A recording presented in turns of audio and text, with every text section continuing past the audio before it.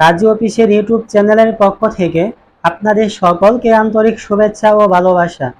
আজকে আমরা আলোচনা করব কাজী অফিসে কাবিন রেজিস্ট্রি বিয়ে করলে কি কি কাগজ লাগে, কাজী অফিসে কাবিন রেজিস্ট্রি বিয়ে করলে কতজন সাক্ষী লাগে এবং কাজী অফিসে কাবিন রেজিস্ট্রি বিয়ে করার পরে একজন কাজীকে কত টাকা ফি দিতে হবে, কাবিন রেজিস্ট্রি বিয়ে করার পরে কাবিনের কাগজ কিভাবে সংগ্রহ করবেন।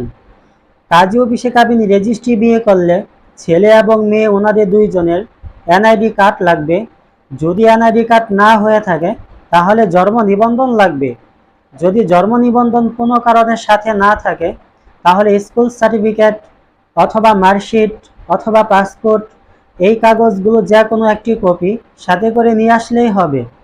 কাজী অফিসে কাবিন রেজিস্ট্রি বিয়ে করলে কতজন সাক্ষী লাগে? সর্বোচ্চ 8 জন সাক্ষী লাগে। সর্বনিম্ন আপনারা 3 জন সাক্ষী সাথে করে নিয়ে আসলেই আপনাদের বিয়ে সম্পন্ন হয়ে যাবে। কাজী অফিসে কাবিন রেজিস্ট্রি বিয়ে করার পরে একজন কাজীকে কত টাকা ফি দিতে হবে?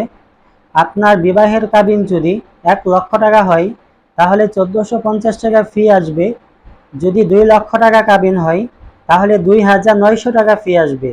তো এইভাবে প্রতি লাখে আপনাকে 1450 টাকা করে আপনার বিয়ের কাবিন রেজিস্ট্রি ফি দিতে হবে একজন কাজীকে। কাজী অফিসে কাবিন রেজিস্ট্রি বিয়ে করার পরে আপনাদের বিবাহের কাগজ বা কাবিনের কাগজ কিভাবে সংগ্রহ করবেন? আপনি যে কাজী অফিস থেকে আপনার বিবাহ কাবিন রেজিস্ট্রি সম্পন্ন করছেন ওই কাজী অফিস থেকে আপনার বিবাহের টোকেন অথবা রিসিপ্ট অথবা কাবিনের কাগজ সংগ্রহ করে নিতে হবে। অন্য কোনো কাজী অফিস অথবা অনলাইনে কাবিননামা কাগজ পাওয়া যায় না। তো আজকের ভিডিও এই পর্যন্তই।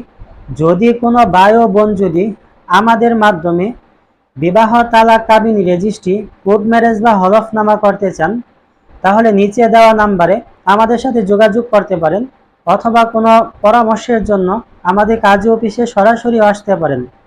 আমাদের ভিডিওটি যদি আপনাদের কাছে ভালো লাগে তাহলে আশা করব আমাদের চ্যানেলটি সাবস্ক্রাইব করে আমাদের পাশে থাকবেন ইনশাআল্লাহ।